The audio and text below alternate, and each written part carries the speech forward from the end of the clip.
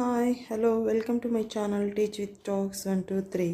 Most important GK purpose questions. ಕರ್ನಾಟಕದ ಮೊಟ್ಟಮೊದಲ ನೇರ ನೇಮಕಾತಿ ಮಹಿಳಾ P S I police sub inspector Indira. Karnataka ಕೇಡರ್ಗೆ ನೇಮಕವಾದ ಪ್ರಪ್ರಥಮ ಮಹಿಳಾ IPS ಬೀಜಾ ಹರಿಸಿಂಗ್.